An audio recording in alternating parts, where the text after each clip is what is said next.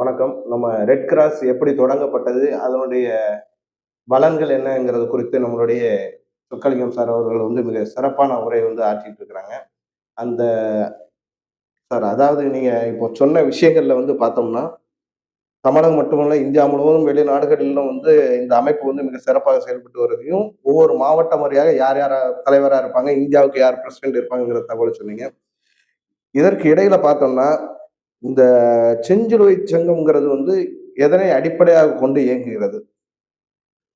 இந்த சேவைக்கு முக்கியமான காரணங்கள், அதுக்கு எதுவும் நோபல் பரிசுகள் எதுவும் கொடுக்கப்பட்டதா என்பது குறித்து உங்களுக்கு கொஞ்சம் விளக்கம். அதாவது 1901வது வருடம் மெமரி ஆஃப் சல்ஃபோரினா பேட்டில் அப்படின்ட்டு ஒரு சல்ஃபோரினால நடந்த ஒரு போர் இதை வந்து ஒரு புக்கா வெளியிட்டு இருந்தார் Henry Dunant, founder of red Cross. அதுக்கு வந்து 1901வது வருஷம் அந்த புத்தகத்திற்கு உலக அமைதிக்கான நோபல் பரிசு பெற்ற ஒரே அமைப்பு வந்து ரெட் கிராஸ். இந்த ரெட் கிராஸ் அமைப்பு வந்து உலகம் முழுவதும் உள்ள எல்லா நாடுகள்லையும் இருக்கு.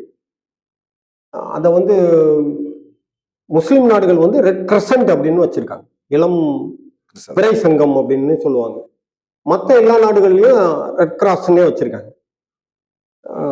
இதோட மெயின் ஆப்ஜெக்டே வந்து உதவி கேட்கறவங்களுக்கு செய்யாம நம்மளே அப்சர்வ் பண்ணி உதவி செய்யறது தான் அதோட மெயின் ஆப்ஜெக்டா இருக்கு. யாருக்கும் உதவி எதிரி கூட நம்மளோட நண்பர் அப்படிங்கிறது தான் இதோட கான்செப்ட். அதாவது ஏற்கனவே பேரிடர் காலங்கள்ல வந்து குறிப்பா இஸ்ரேல் போன்ற நாடுகளுக்கும் செஞ்சிலுவை சங்கம் தான் அனைத்து உதவிகள் செய்றீங்க அப்படிங்கிறத சொன்னீங்க. அதனுடைய அமைப்பு வேற என்ன இதெல்லாம் செய்கிறது? அதுக்கான உங்கள அதாவது தடம் காணுது அப்படிம்பாங்கல்ல. இப்ப இந்திய செஞ்சிலுவை சங்கம் யார் இருக்கிறாங்க? யார பார்க்கணும்? என்ன செய்யணும்? யார்ட்ட குடுத்தா போகும்? அதை எப்படி கண்டறியுது? அது எந்த விதத்துலலாம் நீங்க உதவி செய்ய முடியும்? இந்தியாவில் வந்து 1920ஆம் ஆண்டு இந்தியன் ரெட் கிராஸ் சொசைட்டி அப்படிங்கிற பேர்ல டெல்லியில் ஆரம்பிக்கப்பட்ட ஒரு அமைப்பு. நம்ம பார்லிமெண்ட் பக்கத்திலே ரெட் கிராஸ் ரோடுன்னு இருக்கு, அங்கதான் இந்தியன் ரெட் கிராஸ் சொசைட்டியோட ஆஃபீஸ் இருக்கு. இது பேரிடர் நேரத்தில் வெள்ளம், நிலநடுக்கம் இந்த மாதிரி நேரத்தில் எங்கிட்ட வாலண்டியர்ஸ் இருப்பாங்க, டிசாஸ்டர் மேனேஜ்மெண்ட் ட்ரைனர் இருப்பாங்க, டிசாஸ்டர் மேனேஜ்மெண்ட் டீம்னே இருக்கு. அவங்க வந்து அந்த இடத்துக்கு போய் உதவி பண்ணக்கூடிய ஒரு விஷயம் இருக்கு.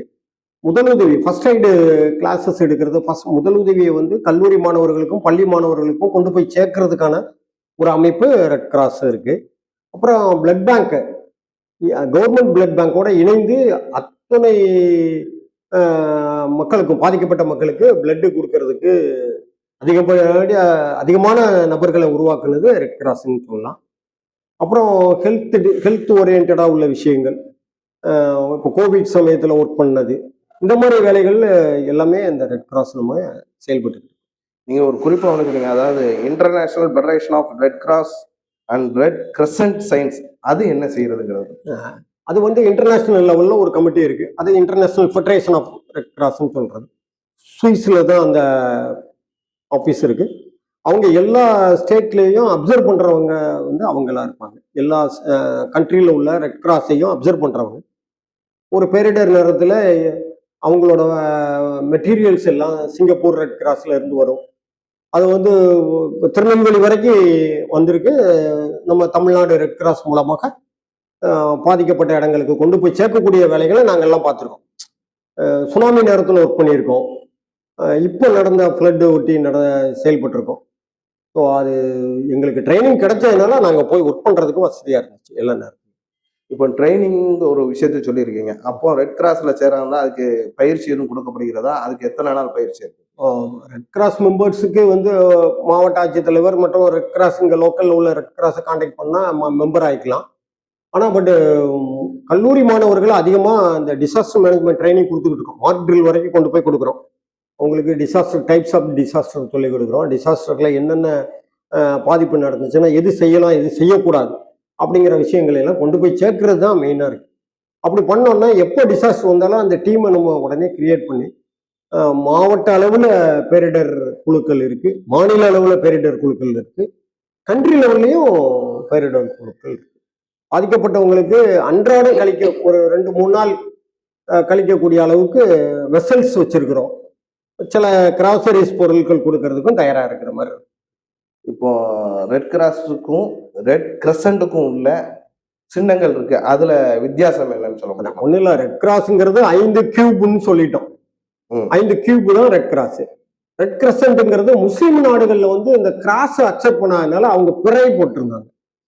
பிறை வடிவில் ரெட் கலர்ல இருக்கும், ஒயிட்ல பிறை வடிவு ரெட் கிராஸ், பிறை வடிவில் இருக்கும், அவ்வளவுதான். அவங்க வந்து ரெட் கிரசன்ட்னு வச்சுக்கிட்டாங்க, மற்ற நாடுகள் ரெட் கிராஸ்ன்னு. இப்போ ரெட் கிராஸ் தமிழகத்துல வந்து எந்த அளவு உறுப்பினர்கள் எவ்வளவு பேர் இருக்கிறாங்க? இப்போ போதுமான அளவிற்கு அவங்க இருக்காங்கன்னா, இன்னும் அவர்களுக்கு ஏதாவது பயிற்சி கொடுக்கணுமா? இல்லாட்டி அவங்களுக்கு அதாவது செலவுக்கு எதுவும் அவங்களுக்கு ஏதாவது பணம் எதுவும் உதவி கிடைக்குமா? இல்ல, பணம் அந்த இது வந்து ஒரு இந்த ரெட் கிராஸை பொறுத்த மட்டும் பணங்கிற விஷயமே இதுக்குள்ள வராது. என்னன்னா அவங்க லைஃப் மெம்பர் ஆகுறதோட சரி. அதுக்கப்புறம் அந்தந்த டிஸ்ட்ரிக்ட் பிரான்ச்சு மாவட்ட ஆட்சித்தலைவரோட ஆலோசனை கேட்டு அவேர்னஸ் ஒவ்வொரு இம்பார்ட்டன்ஸ் டேஸில் ப்ரோக்ராம் நடத்துறது, கல்லூரி அளவில், பள்ளி அளவில், அப்புறம் மாவட்ட நிர்வாகத்தோடு இணைந்து பணிகள் செய்வது தான் இந்த ரெட் கிராஸோட முழு பணியாக இருக்கும்.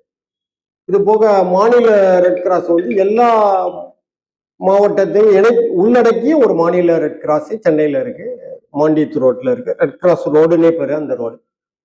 அந்த எல்லா மாநிலத்தில் உள்ள ரெட் கிராஸையும் இணைத்து கொண்டு போறதுதான் நம்ம டெல்லியில ஹெட் குவார்ட்டர்ஸ்ல இருக்கக்கூடிய ரெட் கிராஸ் சொசைட்டியோட வேலையா இருக்கும்.